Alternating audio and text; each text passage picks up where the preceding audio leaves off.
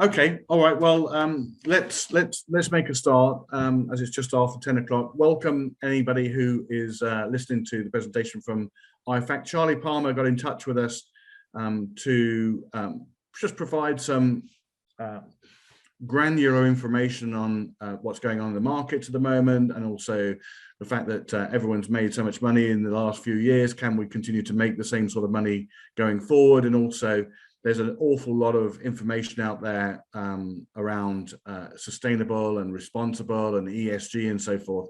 And to come to us, probably as a bit of an expert in this area at Sarasin, to give you some idea of how to spot those companies that perhaps are not walking the walk and they're just talking the talk when it comes to ESG and greenwashing. And I'm delighted to say I've got Henry Boucher, who's going to do the majority of the presentation. Henry is our long-term thinker, our strategist and advocate massively of the ESG and sustainable and responsible investing within Sarasin as well. Now, the presentation is literally greenwashing or dreamwashing. The dreamwashing relates to people's dreams going forward of future returns, and greenwashing is really, as I've mentioned, companies who are telling you that they are sustainable and responsible, and actually, if they're not using their voting rights and if they're not doing what they need to do, then they are literally just putting a green mask over what they've already done in the past. And you've probably seen there's a lot of funds that have been repurposed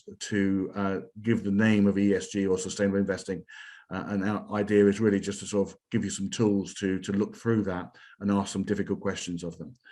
So I'm going to pass on to Henry, and if there are any questions, please put your hand up during. I think that we can get the presentation for about 20-25 minutes, and then there'll be a bit of time for Q&A thereafter, and it's being taped as well. We can send a copy of the slides thereafter as well. So enough from me, Christopher Cade. I head up the sales side. I'm going to hand over to Henry, who's the real deal. He'll go through the investment side. Over to you, Henry.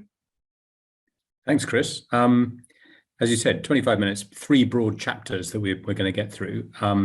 So talking about the investment environment and sustainability, but also then what you can do about it for your clients. And the whole idea of this is it's a bit of a wake-up call from the dream. So just a couple of definitions. I mean, greenwashing is defined in lots of ways, but I quite like this very simple version from the UK Treasury, which is misleading or unsubstantiated claims about environmental performance. And it's not just investment managers that indulge in it, but companies themselves. And the real challenge we have in the world today is that there is no data on environmental performance, none. So even on climate change, on carbon emissions, about just under 60% of all companies, MSCI now estimate, Bloomberg have a very similar number, have actually produced some form of data on their carbon emissions, but it's not audited. And in most cases, it's definitely wrong. So Boston Consulting Group did a little study, and they worked out that about 9% of all of the carbon data that's been published is even close to accurate. So there's a real problem, and we don't have any data on all of the other factors, sort of plastic pollution, chemicals leached into the environment, poor working conditions in emerging markets. All of those things are just simply not disclosed because companies fear that they will be sued if they're seen to be heavily exploiting either the environment or society. So greenwashing has become a massive problem. A lot of fund managers recognize that your clients, underlying investors, want to have a better future society, and they want their investments to reflect that. Unfortunately, they don't really have the information in which to do it, so they indulge in pretense, and that's what we'll unpick a bit today. The second sort of term is not defined by the Treasury, it's sort of slightly made up by us, dreamwashing, because I think there are, again, lots of sort of hopes about the future, and I think some of those are going to be unsubstantiated in the sense that we've lived through a golden era of financial performance, and I think we're going to have to roll up our sleeves and work quite a lot harder to get good returns in the future. So let's just start with that whole concept of the current environment and some of the dreams that are out there. And I think President Putin seemed like he was dreaming when he went off and invaded Ukraine. If we look at his business, if you like, his economy, you can see it's incredibly heavily dependent on fossil fuels. So Russia's biggest exports by far are in fact oil, so either crude or refined petroleum. Gas is up there. We think of it as more significant because it's the big thing that Europe imports from Russia, but it's a much smaller part of its overall sort of economic revenues, if you like. And then there are quite a few other commodities that Russia exports as well. And you can see who their main trading partners are on the right. And the significant ones are really, China, Belarus. Netherlands is interesting because they're the ones who often take in the refined or semi-refined crude products and then sort of process them further on. So his sort of economy, if you like, is facing problems. The price of most of those commodities has not been going anywhere for quite a few years, as you can see in the little chart at the bottom. And ideally, he would like to improve the strength of the economy by having either more volume or higher prices for his commodities. But if we look at what's going to be happening in the world in the future, he can see this chart as well as we can, which is that as we all address climate change and start to decarbonize, the quantity of oil and gas and coal is going to start to decline out towards 2050. So this chart is produced by BP. So there are others that have the decline even sharper than this. But nonetheless, if your business is producing fossil fuels, you can see that perhaps it's not a great outlook. So I think for many of these big oil exporting countries, the scenario really is one where they need to try and maximize the price while they've still got the volume and before we all transition to renewables. So I think that was a large part of what was behind some of the thinking that went into the invasion of Ukraine. And the sort of more social logic goes back to the time, if you look at the election in 2010 in Ukraine, about half of the states in Ukraine did actually vote for Viktor Yanukovych, who was the sort of Russian puppet president, and he survived until 2014 when he was ousted. But I think Putin's view is that, therefore that blue part of Ukraine is sort of effectively Russian and would be relatively easy to take over again. Unfortunately, as we've seen, he's created conditions completely the opposite and totally alienated. But he has achieved the objective on the right-hand side, which is to sustain much higher oil and gas prices, taking them back up to the sort of heady days of pre-2014, when the Russian economy was really booming on the back of higher oil prices. So I think that's what was going on in the background. But obviously, the impact for the wider world is not really just about Russia. Russia is a small part of some other factors that are happening, and in particular, this rise in inflation. So the invasion of Ukraine has clearly added stimulus to a trend that was already underway in commodity markets. So you'll see this chart goes back 10 years. The very latest rise in commodity prices after the invasion was already on the back of rises that have been happening since 2020. So throughout 2021, we've been seeing rises in a lot of commodity prices. But commodities are not necessarily the main factor in driving inflation. The biggest factor by far, in fact, is unit labor costs. So if you look at the average American company, you'll see that of their total cost base, it's their paychecks, their labor input costs that represent about 3/4 of their total cost base. So the thing that really, really matters to inflation is, in fact, unit labor costs. And you can see those really picking up year on year because there are some quite significant changes in the dynamics of the labor market in the US. A lot of people have retired during COVID. Some unfortunately died. And so we've suddenly gone into a very tight labor market. And that's true not just in the United States, as you can see in the left-hand chart here, but also in the United Kingdom, in Germany, and even in China, even though we don't have particularly good up-to-date data on China, because of course they're still in lockdown and suffering from the COVID crisis. So the inflation problem is not just about Russia, it's actually much more entrenched. It's about mostly the labor market. And the US has allowed it to get a bit out of control. So we now have this very, very high level of headline inflation. It is going to come back down. It just naturally, unless we see another doubling of oil prices in the next year, we've got used to this level and there won't necessarily be a further increase. So the rate of inflation is likely to come back down, but it's going to be more elevated than it was before, which means that living with zero interest rates, which is what we've done for pretty much all the period of the post-financial crisis era is unlikely in the future. We're going to have interest rates probably nearer 2 or 3% in the United States, and certainly positive rather than negative interest rates in Europe. And that's a much more difficult environment for investors. And we've been used again to an environment where companies just don't go bust. And so I think we're now in a situation where we have to be really quite a lot more cautious about our view of equities as an asset class, the ability for bonds to make you money, even though the interest rates are extremely low. And that takes me on to some other aspects of the dream washing. And I think what's really been driving markets over the last, pretty much all the time that we've been involved in asset markets, even if you're grey-haired like me and you've been around since the 1980s, throughout our careers, we've seen this gentle decline in bond yields. And that steady decline in bond yields means that you don't only get the interest return every year, you've been getting a capital return on top, because the price of the bonds has got higher and higher and higher, driving the yields down. So we've been effectively getting a free lunch, not just in bonds, but in equities, in house prices. All of your clients are probably rich partly through property gains that they've made over the last few decades. But if we look at just how big that has been for equities, this is the US equity returns sort of unpacked, if you like, over the last decade. And you can see that you get obviously an element of your return from the dividend, the starting yield. You get a element of growth from the profits of the company growing.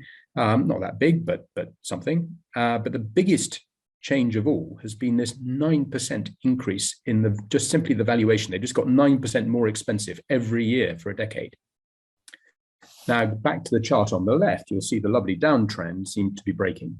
Instead of yields declining, we've been seeing yields rising. Even if they don't rise from here and they just go sideways, we've probably lost that 9% free lunch. So life as investors is definitely going to get harder. We're waking up from a dream and we're facing some pretty harsh reality. Instead of being able to get the re-rating, we've got to rely on earnings growth. And the earnings growth, if you look at that yellow line or yellow set of bars on the left, has been really quite poor across the world. We haven't been seeing amazing economic growth. Earnings per share and the world index, as you can see, have not grown that much since 2007. Instead, what's been happening is the blue bars have been going up, the share prices have been going up, but not necessarily backed up by the profits. And that's left us with equities, particularly in the United States on a historic basis, looking pretty expensive. So it's a difficult starting point. We've got real challenges in the world, and we've lost that sort of lovely tailwind that we had. And it's been particularly a tailwind in the United States. If you look at the left here, you can see the performance of the different sort of asset classes really over the last decade. And the United States is so head and shoulders above the rest. Now, remember, it accounts for well over 60% of the world index. So the US population in the world is about 4% of the world's population, but its stock market is, depending on which index you take, and the all countries world index, it's about 62%. If you just take the world index, it's very nearly 70% of the entire index is the US equity market. Done unbelievably well. If you look at the sort of turquoisey line, the world ex the US has done much less well over that time period. And bonds have done even less well than that. So it's been an extraordinary decade, but it's a decade all about US equities, and in particular, obviously, about those big social media platforms that have done so well. What about the last decade? If you look back at the period, the decade from 2002 to 2012, as opposed to 2012 to today, what you see is, where's the US gone? Well, it's right down at the bottom. It was the worst performing market for a decade. So we've all got these sort of star-spangled spectacles on. We think the US is the only game in town. It's marvelous. We're prepared to put all our eggs in the US basket, but just be warned that the US is not always the best game in town. And the decade that drove markets from 2002 onwards was really all about China's accession to the World Trade Organization and its amazing growth. And so emerging markets were the best game in town. So we really need to think through what's going to be the future. Is it going to be tech stocks? If you look back again at the latest decade, it's been all about technology. But look at the previous decade, technology was one of the worst performing sectors and certainly underperformed the world index. And it was all about energy and materials that China needed in order to expand. So the next decade, as we look forward, I think is going to be very, very different. And we need to understand, the way that we balance our returns in terms of the economic actors. How many are there in the world? And I think this is a really interesting chart, because what it shows you is the proportions of the world population. And I don't know if you're familiar with Hans Rosling, who was an amazing demographer who very sadly died 2 years ago. But if you get the chance to look him up on YouTube or on TED Talks, I think he's still got the most popular TED Talk of all time, just wonderfully describing, the world's population and how it operates. And he described the world's PIN code as a great way of thinking about population. So he said the world's PIN code is 1114. What does he mean by that? Well, there's 1 billion people in the Americas, 1 billion in Europe, 1 billion in Africa, but 4 billion in Asia. I think that is definitely a part of the way that we need to look at the world as we move forward from here. If we look at again, a chart on the left-hand side, this is what I was saying earlier on. This is the All Countries World Index weights from last month. The US has gone up a bit since then. On the right is the All Countries World Index, but this time, instead of being balanced by market cap, and we've discussed some of those American equities looking quite expensive, if you balance them all equally, so every company gets an equal weight, you get a much more diversified view of the world. So my challenge here really is to think about all your eggs in one basket. The nature of what we have enjoyed has been marvelous, but it's not fixed forever. We have to really rethink that lovely dream as we wake up and plan for our clients' future investments. And it means basically thinking not in terms of geography. It means thinking about what the changes are in the world and how to access them.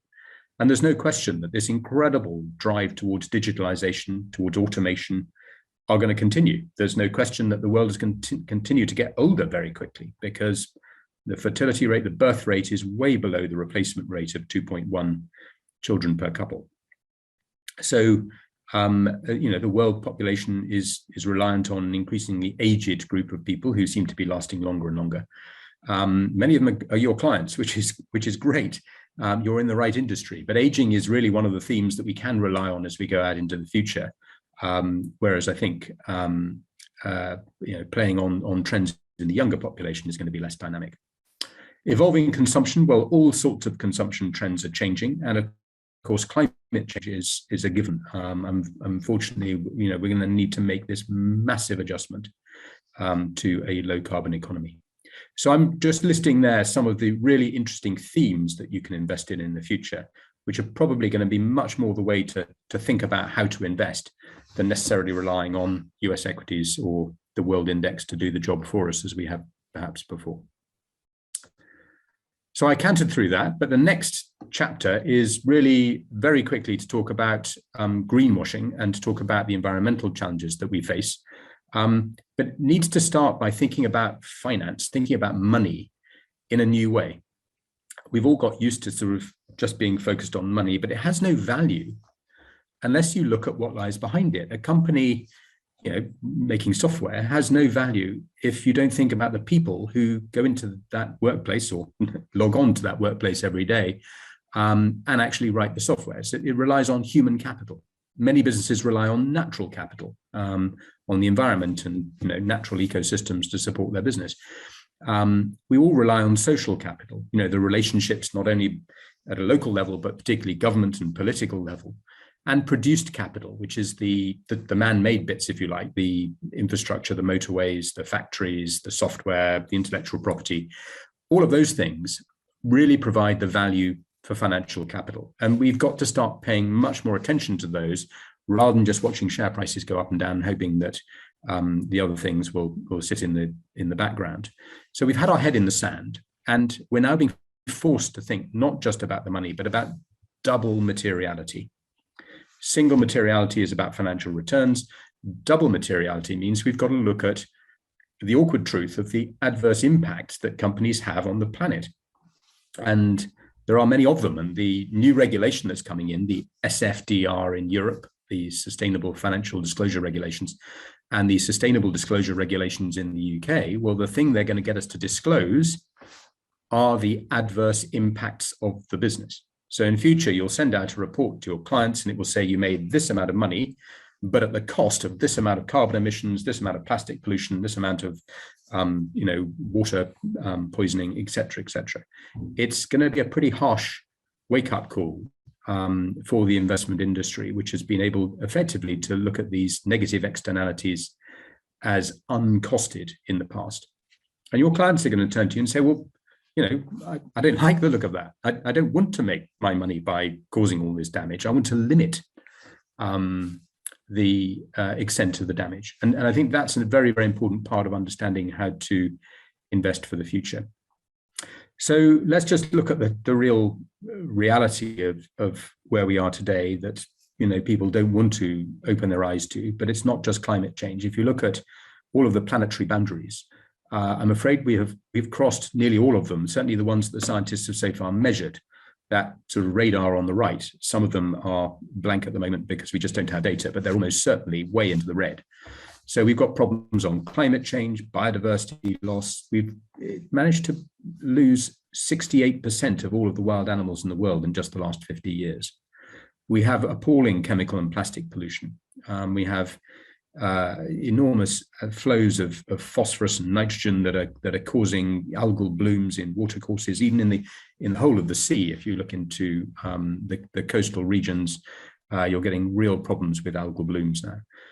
We have land system change, so deforestation, which is catastrophic across the world. Ocean acidification, freshwater use. I can go on. I mean, it's a pretty appalling catalogue. And just to allow businesses to carry on making their money in the way they have in the past, without regard for these, is unsustainable. And of course, we're all very concerned about climate change as number one, and we want to keep temperatures below 1.5 degrees centigrade increase on pre-industrial levels, because we know that would be really bad. But I've got some bad news for you. We're already way beyond that. In fact, 2.5 degrees is here. And what I'm showing you is a chart of not the world's average total surface temperature, but land temperatures in different regions over the last 50 years. And you can see that Europe and Russia are now 2.5 degrees warmer than they were 50 years ago. Now, the whole world is still under 1.5 because the oceans are absorbing so much heat and they account for 70% of the planet's surface. But we've got massive problems on land. And in Russia, of course, we have all that frozen tundra, which has methane trapped underneath it. As the ice melts, the methane gets released, and we get into feedback loops that the scientists are incredibly worried about. And they produce these reports, which we solemnly ignore, very sadly. So the UN Secretary General, who's not a man given to sort of flowery language, described the latest IPCC, or the one that came out in February, it's been another one since, as an atlas of human suffering. And he said the world's biggest polluters are guilty of arson of our only home. Now, for us to sort of sit back and say to our clients, well, you can ignore all of this, and it's not part of the way you need to think about investment, is no longer an option, because as I say, the regulation is now forcing us to look at adverse impacts. So what are these adverse impacts and how do you measure them? And I mentioned right back at the beginning that we have no data.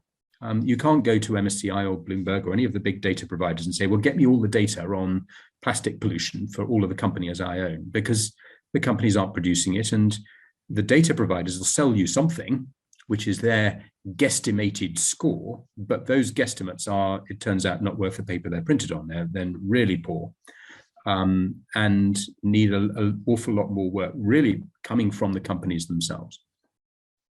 So at Sarasin Partners, what we do is we drill into the detail in an immense amount of effort.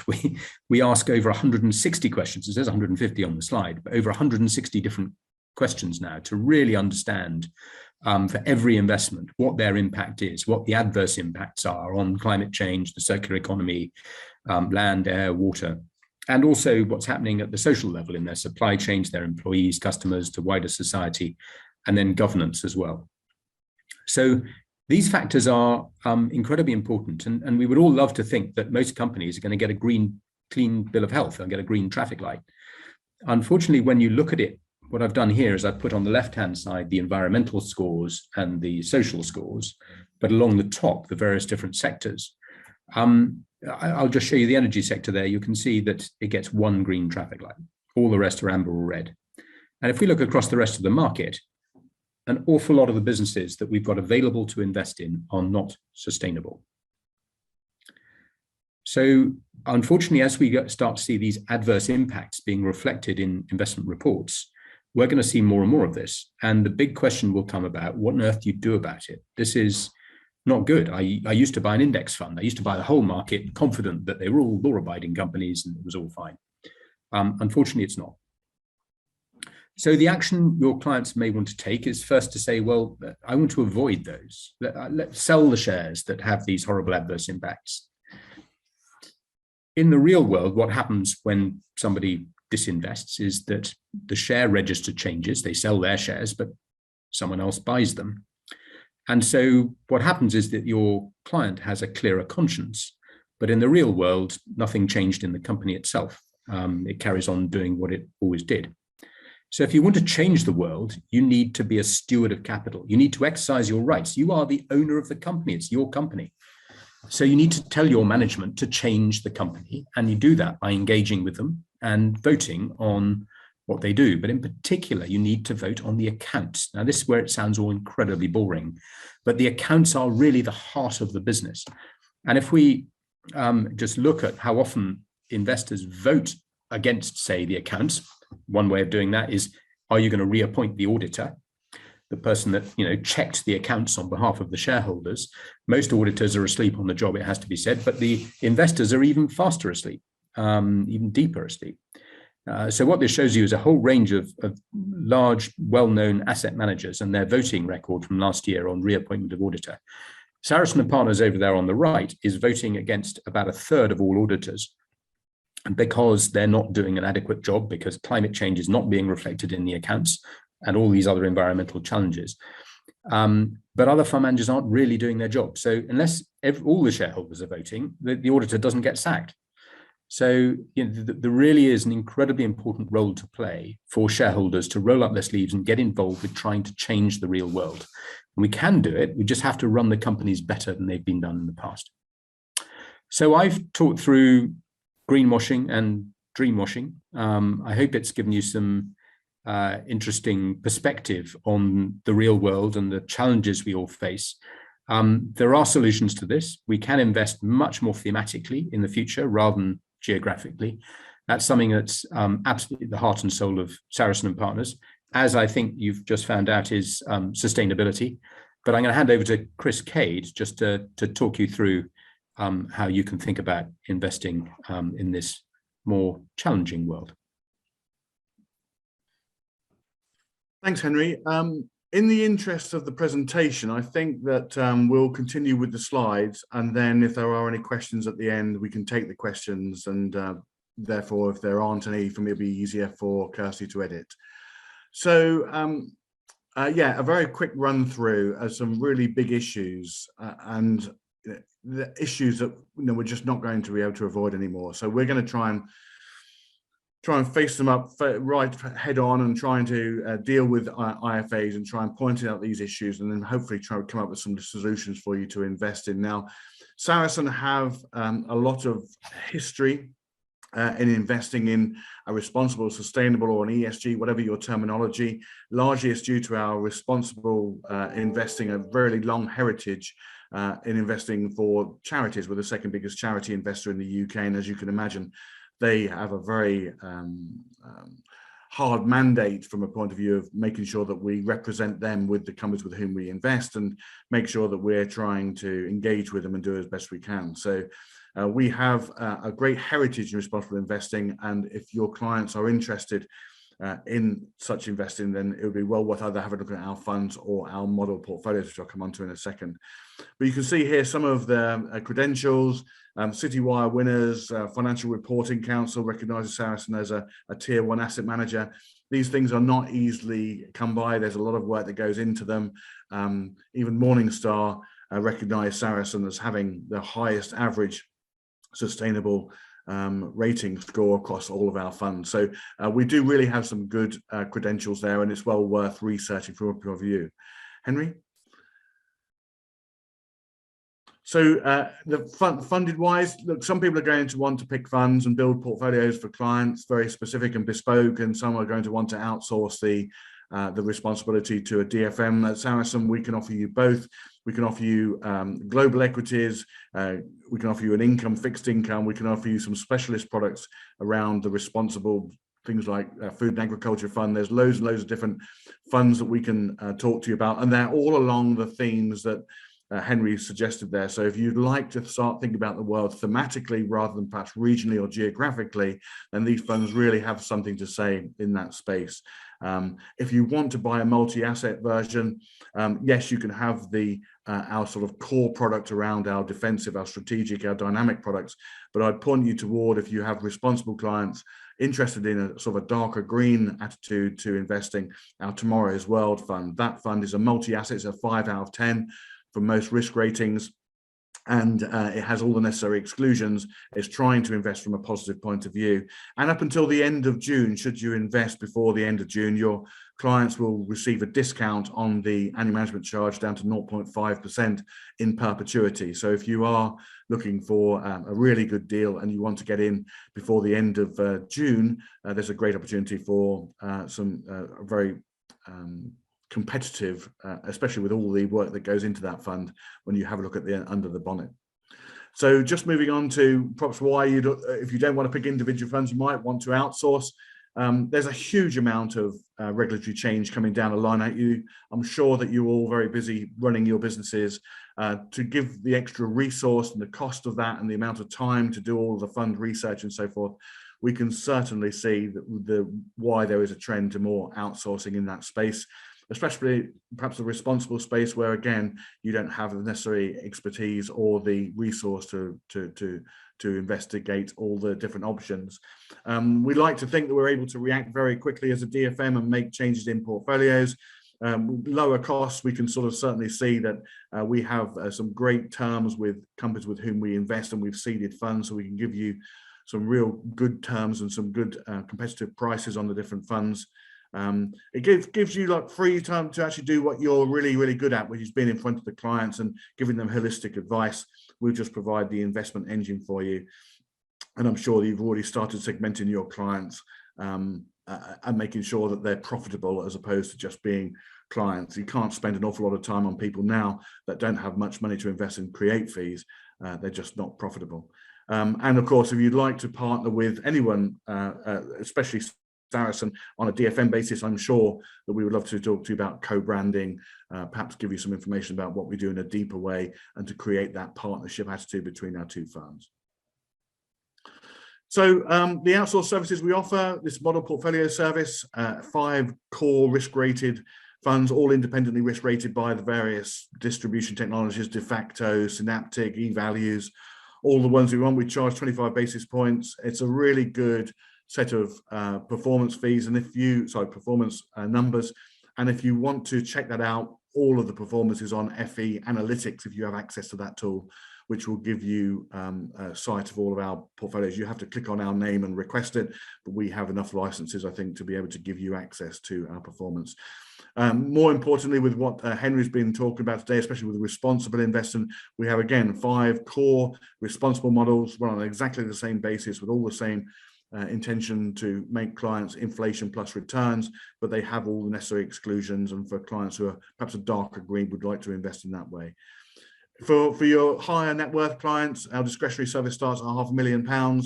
A very, very effective way if you cost-wise, if you retain the responsibility for investment suitability. And of course, if you'd like to partner with us and get closer to a white label service, then we would love to talk to you about either your own individual model portfolios, or we do in some cases build OICs directly for the IFA if they want their own OIC. That service starts around 25 million, but I'm sure that the vast majority of people on the call are going to have well in excess of that as AUM. One more, Henry? No, there isn't. It's just important information which you probably have to leave on the screen there for you all to read and please don't go anywhere until you have done. But so thank you very, very much for your time. I think there is a little bit of time for Q&A now. Henry's online. If you'd like to ask us a question either on anything of the products that we provide or anything that Henry's said to date, then do so. Otherwise, we can send a copy of the slides through to Kirsty and she can distribute those. But take the opportunity now if you have a couple of questions to ask Henry or myself.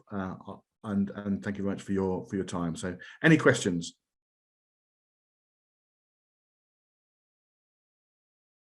A stunned silence, Henry. You've you either depressed everybody with your climate change presentations or your. No, they're all off. They're dreaming about themes, Chris. They've gone through the nightmare of the real world and they're now thinking about how to get to those really positive places that there are still in the world. It's still it's got lots of opportunities. You just have to dig them out in a different way. Yeah, agreed. Okay, well, look, Kirsty and Peter from IFAC, thank you very much for organising that. I think that you're welcome to use the recording. I'll send a PDF of the slides through to you, Kirsty, so you can distribute. And then if you want to send a copy of the recording out to the people who perhaps registered who didn't manage to come online, or to the rest of your membership, then they're very welcome. But please feel free to send my contact details out with that. So if anyone is interested in what they've heard today, they can contact me separately. Outside of the meeting. Brilliant. Well, thank you ever so much, both of you, for doing that. I found it really interesting actually. It's quite an eye opener, particularly when you look at the graphs and things for outputs and being updated. So thank you ever so much. And we will send a recording of this round. We'll make it available for everybody. But if you've got the slides as well, that'll be wonderful, Chris. Okay. And if you can send them over to me, I'll put them into a PDF. Wonderful. Brilliant. Thank you very much, everybody. Thank you both. Thanks, Henry. Have a good weekend. Bye-bye. Bye.